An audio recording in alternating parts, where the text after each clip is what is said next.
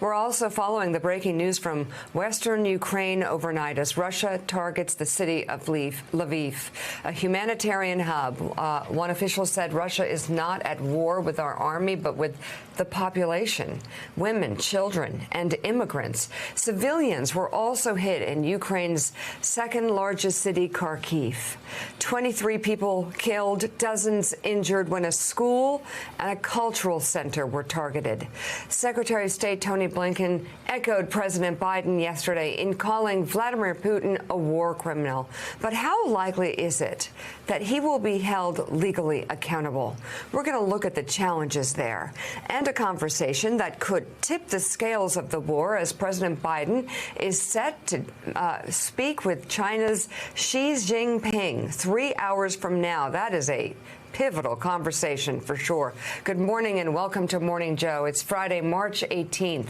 A lot to get to this morning. Ukrainian officials say they are working to transport the bodies of more than 14,000 Russian troops back to their country.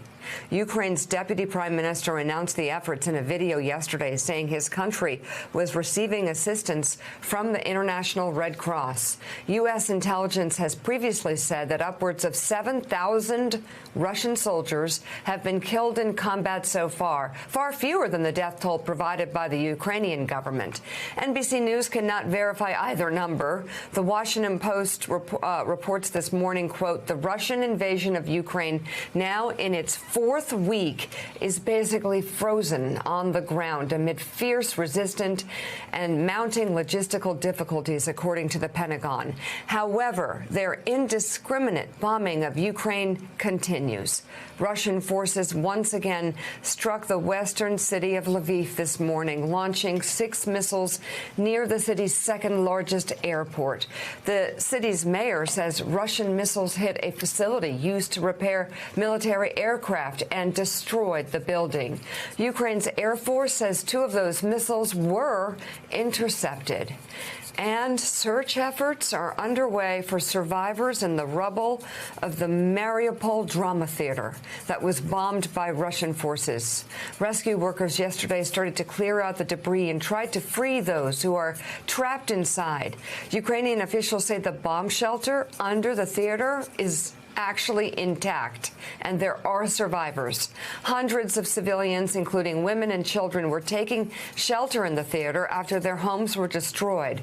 Russia has denied carrying out the attack. Russian forces pound residential and education buildings, killing civilians in other cities as well. At least 23 people were killed and 26 injured when Russian shells hit a secondary school and a cultural center in the country's second largest city, Kharkiv. Local officials say 10 of those injured are in critical condition. A massive fire blazed across the largest market in the city. One emergency worker was killed in the attack while another was injured. The Washington Post says one of its reporters saw evidence of cluster bombs being used in the city. The Post also reports that morgues are overflowing in the city. Ukrainian officials involved in peace talks with Russia do not believe Russian negotiators are interested in peace. An advisor to President Zelensky told Axios, quote, the question is whether Putin is really serious. The negotiators seem like they're more serious than they were before. However, whether this is still a ploy is to be seen. He added if the Russians were serious, a deal could be reached in the next few weeks. If Ukrainian forces and the West continue to put pressure on Putin. See, the worry is that Russians are just using this time to refill their ammunition to get ready to launch again. Well, their problem is, and I've heard that an awful lot, that there is. These are just stall tactics. But what are they stall tactics for? It's not like they have a plan B. They're stuck logistically. Their troop morale is horrific. They've lost between 7,000 and 14,000 troops.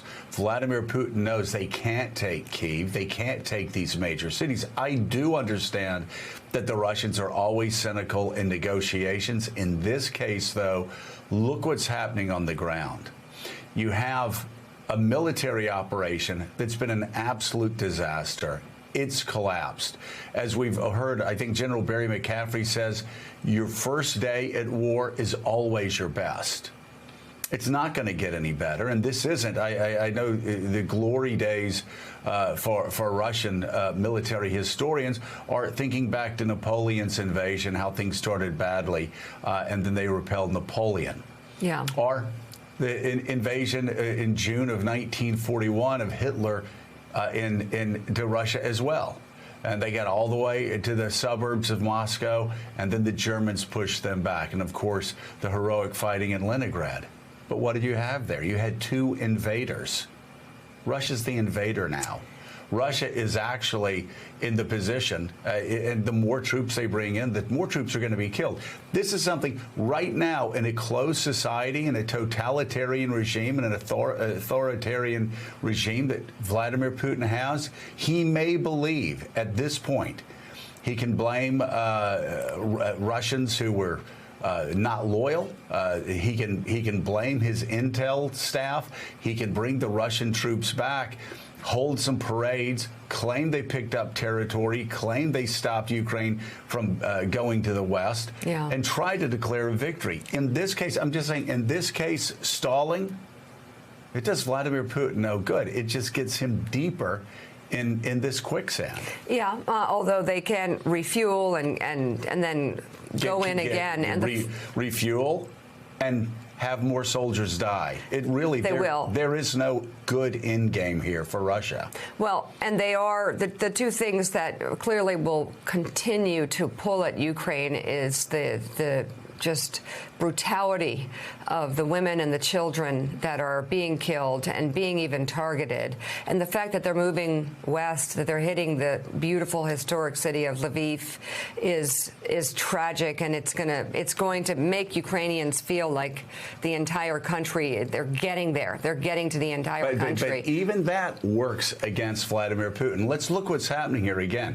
Militarily, he's faced a disaster. This is a humiliation in front of Ukraine, in front of the West, in front of the world. A humiliation that he doesn't want China to see. He doesn't want to see his enemies to see, or his friends.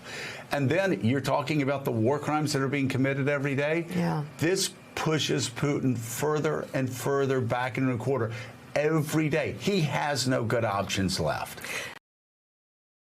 Hey, thanks so much for watching our YouTube channel. You can follow up on today's top stories and breaking news, or catch up on your favorite MSNBC shows all in one place. Download the NBC News app today.